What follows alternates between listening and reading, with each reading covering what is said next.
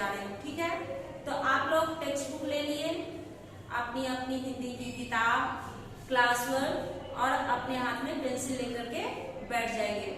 यहाँ पर जब टीचर आपको पढ़ाएंगे तो आप लोग ध्यान से सुनिएगा, बिल्कुल ही शांतिपूर्वक। अगर शांति से बैठ के नहीं सुनिएगा तो फिर आपको पढ़ने के लिए नहीं आएगा। ठीक ना? तो चलिए अब पृष्ठ संख्या 5 यानी कि पेज नंबर 5, ठीक है, पेज नंबर 5 निकालिए। अब इसमें कविता दिया गया है। सबसे पहले है, पढ़ने से पहले आपको क्या क्या जानकारी रखनी है वो ध्यान से सुनिए। इस कविता में एक माँ द्वारा, इस कविता में एक माँ अपने बेटे को सुबह सुबह जगा रही है। जब आप लोग सोते रहते हो तो आपकी मम्मी भी जगाती रहती है, कहती है उठो, सुबह हो गई, अब कब उठोगे, जल्दी से उठ जाओ, ब्रश करो, नहाओ, कहती है ना, कुछ खा लो, फिर पढ़ाई करने बैठो, बोलते हैं। हाँ, तो यहाँ भी माँ अपने बेटे से कह रही है और वो बता रही है कि सुबह का मौसम कितना सुहावना होता है। प्राकृतिक सुंदरता जो है उसका वर्णन इस पाठ में किया जा रहा है। आप लोगों को बताने की कोशिश की जा रही है कि सुबह का मौसम जो होता है बहुत ही खूबसूरत होता है। उठो लाल अब आंखें खोलो, पानी लाई हूँ मुंह धो लो। उठो लाल अब आंखें खोलो। उठो लाल यानी अपने बेटे को, लाल यानी बेटा, लाल यानी बेटा।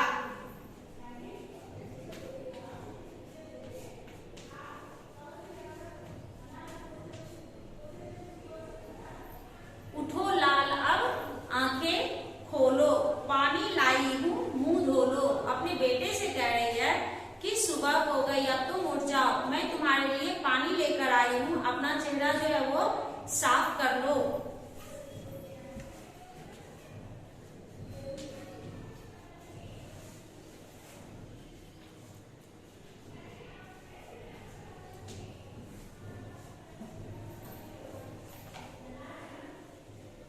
बीती रात कमंडल फूले, उनके ऊपर भौरे झूले। कमंडल यानी कमल की पंखुड़ियां, कमल की पंखुड़ियां। कहते हैं बीती रात यानी कल रात, जो रात बीत चुकी है, जो रात बीत चुकी है, जब आप सो रहे थे, सो करके अब जग गए हो, यानी कि बीती हुई रात। कमंडल फूले, कमल की पंखुड़ियां जो है वो फूल गई। उनके ऊपर भौरे झूले, उनके ऊपर कौन झूल रहा है? तो भौरा, भौरा जो है वो उनके ऊपर झूल रहा है, यानी कि फूल के ऊपर वो मंडरा रहा, उसके ऊपर बैठ गया है। तो तुमको भी अब उठ जाना चाहिए। तो आप क्या लिखोगे? कमंडल।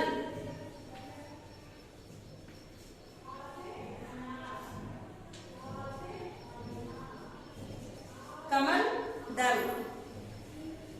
चिड़िया चहक उठी पेड़ों पर, चिड़िया चहक उठी पेड़ों पर, बहने लगी हवा अति सुंदर। कहते चिड़िया चहक उठी पेड़ों पर, चिड़िया जो है चहकने लगी, चिड़िया वहां चहकने लगी, उसकी आवाज जो है चारों तरफ गूंजनी शुरू हो गई।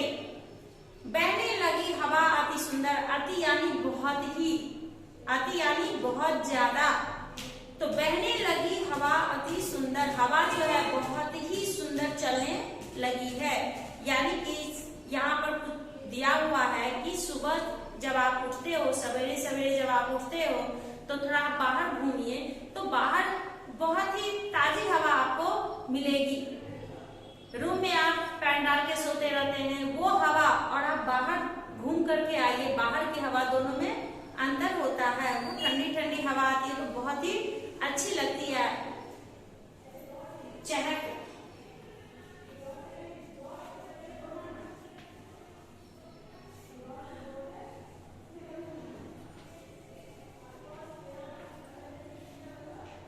चहक यानी कि चहचहाना, खुश हो जाना। अति यानी बहुत ज्यादा।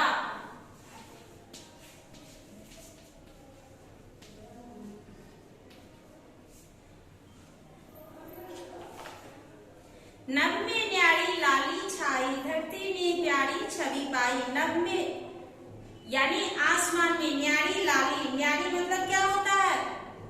सुहावना, कुछ नया। नभ में कुछ नया, लाली छा गया है, यानी आसमान में कुछ अलग ही तरह का आसमान दिखता है। कब? सुबह में।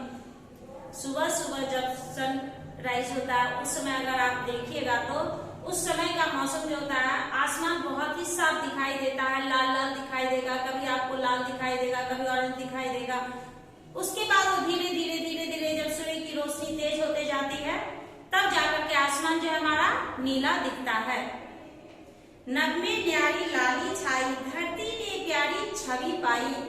तो धरती जब आसमान लाल रहता है तो धरती का रंग भी उस समय बहुत ही खूबसूरत दिखने लगता है, बहुत ही अच्छा दिखने लगता है। तो सबसे पहले आप लोग क्या लिखिएगा? न्यारी।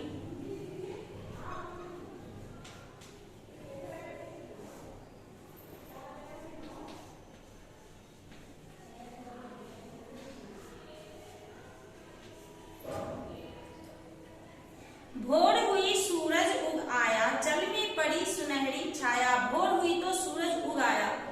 जब सुबह होती है, भोर यानी सुबह, भोर यानी सुबह।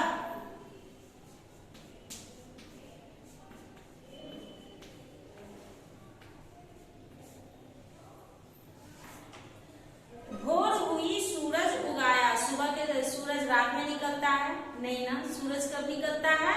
सुबह में।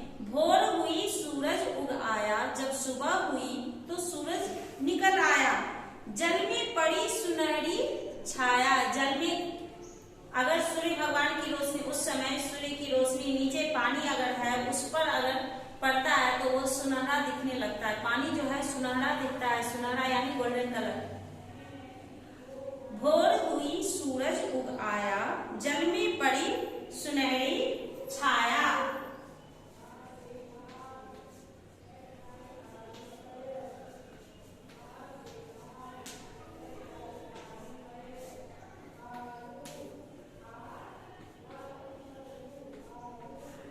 छाया यानी परछाई, शैडो। अब आप लोग ध्यान से सुनिएगा। छाया, छाया यानी परछाई। आप जब चलते हैं तो आपके पीछे आपकी परछाई चलती है, आपको लगेगा क्या कोई और आ रहा, नहीं। जब आप पलट के देखते हो तो आप ही की परछाई आपके पीछे है ना? तो उसी को परछाई बोलते हैं, छाया बोलते हैं। भोर हुई सूरज उग आया, जल में पड़ी सुनहरी छाया।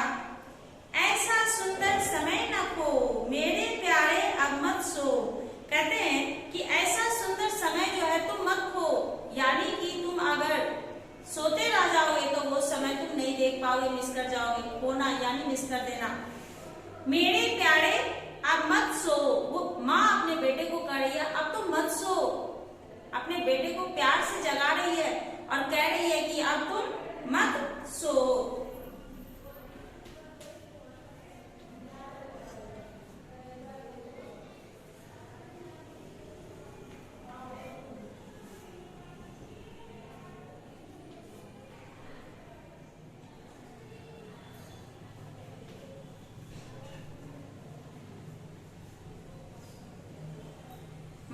बेटे को कह रही है कि अब तुम उठ जाओ, अब तुम मत सो। एक बार मैं फिर से आपको कविता पढ़ा रही हूँ, अब ध्यान से आप लोग मेरे साथ ही बोलिएगा, ठीक है? बोल सकते ना? 2 पंक्ति एक साथ। हाँ। उठो लाल अब आंखें खोलो, पानी लाई हूँ मुंह धो लो। उठो लाल अब आंखें खोलो, उठो लाल अब आंखें खोलो, पानी लाई हूँ मुंह धो लो। बीती रात कमल दल फूले, बीती रात कमल दल फूले, उनके ऊपर भौरे झूले। बीती रात कमल दल फूले, उनके ऊपर भौरे झूले। चिड़िया चहक उठी पेड़ों पर, चिड़िया चहक उठी पेड़ों पर, बहने लगी हवा अति सुंदर। चिड़िया चहक उठी पेड़ों पर, बहने लगी हवा अति सुंदर। नभ में न्यारी लाली छाई, नभ में न्यारी लाली छाई, धरती ने प्यारी छवि पाई। नभ में न्यारी लाली छाई, धरती ने प्यारी छवि पाई। भोर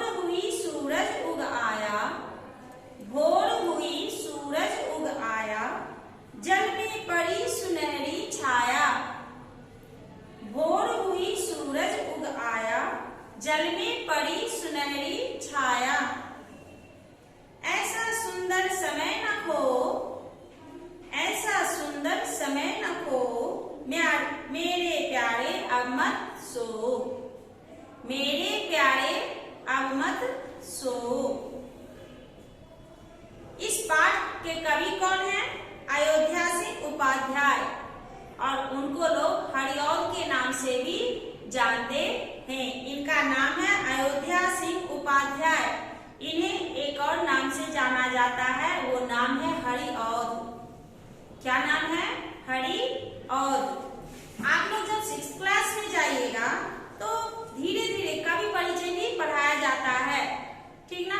तो इसमें आपको कवि परिचय दिया गया है, एक बार आप लोग ध्यान से सुन लीजिएगा। आपके कवि के बारे में दिया जा रहा है। अयोध्या सिंह उपाध्याय यानी हरिऔध सिंह का जन्म उत्तर प्रदेश के आजमगढ़ जिले के निजामाबाद नामक स्थान में हुआ। इनका जन्म कहाँ हुआ? उत्तर प्रदेश के आजमगढ़ जिले के निजामाबाद नामक स्थान में हुआ। उनके पिता का नाम, किनके पिता का नाम? हरिऔध जी के पिता का नाम था पंडित भोलानाथ उपाध्याय और माता का नाम रुक्मणी देवी। उनके पिता का नाम क्या था? पंडित भोलानाथ उपाध्याय, और उनकी माता का नाम क्या था? रुक्मणी देवी। वे 2 बार हिंदी साहित्य सम्मेलन के सभापति रह चुके हैं। वे 2 बार, एक बार नहीं 2 बार हिंदी साहित्य सम्मेलन के सभापति रह चुके हैं। और सम्मेलन द्वारा, उनके सम्मेलन के द्वारा विद्ववा चषपति की उपाधि से सम्मानित किए जा चुके हैं। अब इनका जन्म कब हुआ वो ध्यान से सुनिए। यहाँ पर अभी केवल मैंने ये बताया कि उनका जन्म कहाँ हुआ? उत्तर प्रदेश के आजमगढ़ जिले के निजामाबाद नामक स्थान में, ठीक है। उनका जन्म कब हुआ? 15 अप्रैल 1865। 15 अप्रैल 1865। उनकी रचनाएं कौन कौन सी थी? प्रिय प्रवास, मुख्य रचना यहाँ पर दिया गया है प्रिय प्रवास। एक है वैदेही, दूसरा क्या है? वनवास। इनकी मृत्यु कब हो गई? 16 मार्च 1947। इनकी मृत्यु कब हुई? 16 मार्च 1947। जिस साल हमारा देश आजाद हुआ था उसी साल इनकी मृत्यु हुई थी, ठीक है। कवि परिचय आप लोग जान गए। एक बार आप लोग कठिन शब्द मेरे साथ दोहराइएगा। लाल, लाल यानी बेटा। अपने बेटे को माँ जब जगाती है तो उसे लाल कहकर बुलाती है, मेरे लाल अब उठ जाओ। मुंह, कमल दल, कमल दल। चहक, चहक। अति, अति। न्यारी, न्यारी। छवि, उग यानी उगना। सुनहरी, सुनहरी। छाया, छाया। खो यानी कि किसी भी चीज को मिस कर देना। सो यानी कि सो, सोना, सो जाते हैं, वही है सो। तो शायद अब आप लोगों को कठिन शब्द पढ़ने के लिए आ गया होगा। हाँ, कविता भी पढ़ सकते हैं। 2 बार 3 बार आप लोग घर में प्रैक्टिस कीजिएगा, और अपने घर में भाई बहन हो, कोई मम्मी डैडी के सामने भी ये कविता आप उन्हें पढ़कर सुना सकते हैं। और कोशिश कीजिएगा कवि परिचय पढ़ने की। याद करने के लिए टीचर नहीं बोल रहे हैं, टीचर क्या बोल रहे हैं, एक बार पढ़ने की कोशिश जरूर कीजिएगा। जब तक आप लोग कोशिश नहीं करोगे तब तक आप पढ़ना नहीं जानोगे। इसलिए आप लोगों को कोशिश करनी है। जब आप लोग 6ठी कक्षा में जाइएगा तो आप लोग का बुक जो है और भी हार्ड हो जाएगा। तो कैसे पढ़िएगा? कठिन होता ही जाता है ना। जिस तरह से कक्षा आगे बढ़ते जाता है लीजिएगा तो शायद छठी कक्षा में आप लोग को किसी तरह की कठिनाई का सामना करना नहीं पड़ेगा, ठीक ना। हाँ, अब हम लोग अगली कक्षा में आपको शब्दार्थ बताएंगे, फिर प्रश्नोत्तर की जानकारी देंगे। आप लोग को नोट्स लिखने की अभी आवश्यकता नहीं है, वो आपको कब लिखना होगा, जब आपके टीचर आपको नोट्स भेजेंगे, ठीक है। टीचर आपको नोट्स बना के भेजेंगे, तब आप लोग उसे सुंदर अक्षर में लिख लीजिएगा, ठीक है। तो आज मैं आप लोगों को होमवर्क क्या देने जा रही हूँ, ध्यान से जरा देखिएगा, ठीक है।